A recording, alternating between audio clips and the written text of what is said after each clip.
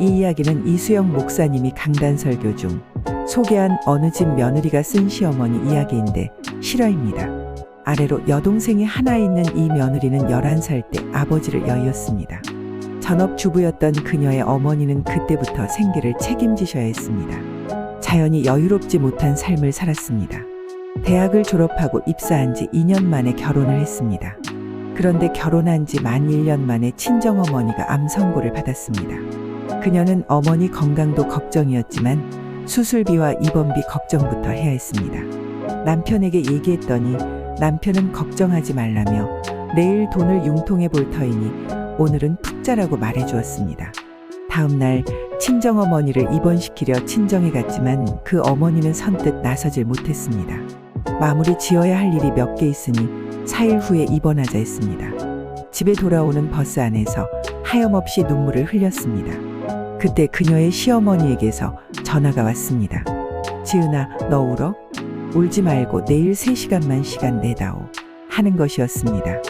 다음 날 그녀는 시어머니와의 약속 장소에 나갔습니다. 시어머니는 무작정 한의원으로 며느리를 데려갔습니다. 미리 전화 예약을 했는지 원장님은 간병하셔야 한다고요 하고 물으며 맥을 짚어보고 몸에 좋은 약을 한 재 지어주었습니다. 시어머니는 또 며느리를 백화점에 데려가서 트레이닝복과 간편복 4벌을 사주었고 선식도 사주었습니다. 솔직히 속으로 좀 답답해하고 있던 며느리에게 시어머니는 집으로 돌아와서야 말하기 시작했습니다. 환자보다 간병하는 사람이 더 힘들어. 병원에만 있다고 아무렇게나 먹지 말고 아무렇게나 입고 있지 마라. 그리고는 봉투를 내미는 것이었습니다. 엄마 병원비 보태 써라. 내가 시집 온 지 얼마나 됐다고 돈이 있겠니?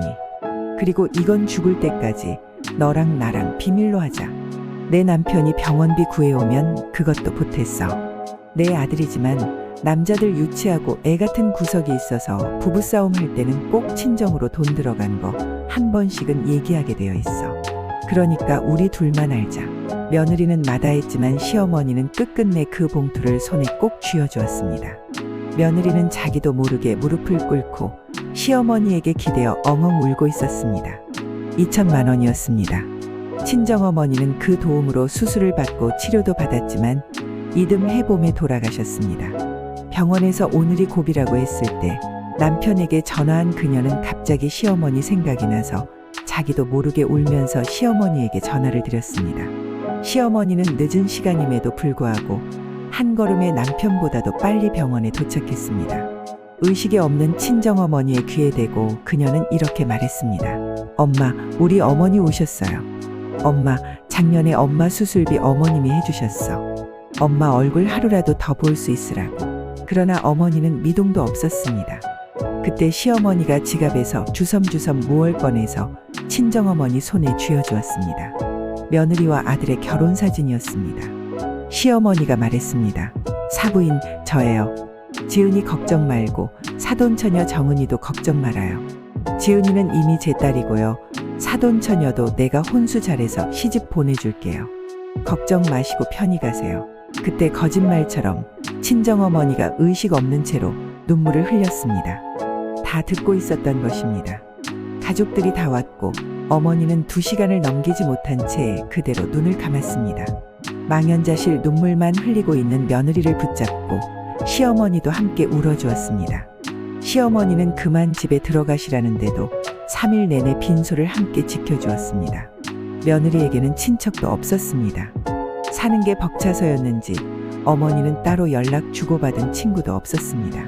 하지만 빈소가 썰렁하면 가시는 길이 외로워 하신 시어머니 덕분에 어머니의 빈소는 3일 내내 시끌벅적했습니다. 친정어머니가 돌아가신 후 시어머니는 며느리의 동생까지 잘 챙겨주었습니다. 가족끼리 외식하거나 여행 갈 땐 꼭 며느리의 동생도 챙겨주었습니다.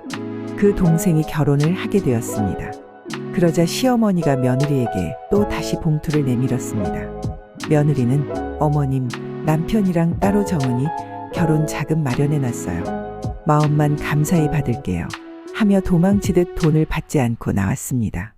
버스 정류장에 다다랐을 때 문자가 왔습니다. 며느리의 통장으로 3천만 원이 입금된 것입니다. 며느리는 그 길로 다시 시어머니에게 달려갔습니다. 며느리는 시어머니에게 너무 죄송해서 울면서 짜증도 부렸습니다. 안 받겠다고. 시어머니가 함께 울면서 말했습니다. 지은아, 너 기억 안 나? 친정 엄마 돌아가실 때 내가 약속 드렸잖아. 혼수해서 시집 잘 보내주겠다고. 나 이거 안 하면 나중에 내 엄마를 무슨 낯으로 뵙겠어. 시어머니는 친정어머니에게 혼자 하신 약속을 지켜준 것입니다. 며느리는 그날도 또 엉엉 울었습니다. 시어머니는 말하시기를 순둥이 착해 빠져가지고 어디에 쓸고 제일 불쌍한 사람이 도움을 주지도 받을 줄도 모르는 사람이야. 그리고 힘들면 힘들다고 얘기하고 울고 싶을 땐 목 놓아 울어버려 했습니다. 동생의 결혼을 앞두고 제부될 사람이 그녀의 시어머니에게 따로 인사드리고 싶다 해서 시부모님과 며느리 부부와 동생네가 함께 만나는 자리를 마련했습니다. 그때 시아버지가 입을 열었습니다. 초면에 이런 얘기 괜찮을지 모르겠지만 사돈처녀 혼주 자리에 우리가 앉으면 좋겠는데 언니는 사실 동생 결혼식 혼주 자리에 자기 부부가 앉을 생각이었습니다. 그녀의 시아버지가 다시 말했습니다. 다 알고 결혼하는 것이지만 그쪽도 모든 사람들에게 다 친정 부모님 안 계시다고 말씀 안 드렸을 텐데 다른 사람들 보는 눈도 있고 며느리가 미처 생각하지 못했던 부분까지 시부모는 헤아리고 있었던 것입니다. 동생네는 너무나 감사하다며 흔쾌히 받아들였습니다. 그래서 동생은 언니 시아버지의 손을 잡고 신부 입장을 했습니다. 동생 부부는 언니 부부 이상으로 언니 시댁에 잘해 주었습니다. 그토록 며느리를 배려하며 많이 사랑해 주셨던 시어머니가 돌아가셨습니다. 49제를 드리고 돌아온 날 그녀는 10년 전 시어머니와 했던 비밀 약속을 남편에게 털어놓았습니다. 그때 친정엄마 병원비 어머니께서 해주신 거라고. 부부는 서로 부둥켜 안고 어머니 그리움에 엉엉 울었습니다. 그들에게는 지금 아들이 둘 있습니다. 그녀는 생활비를 쪼개서 적금을 들고 있습니다.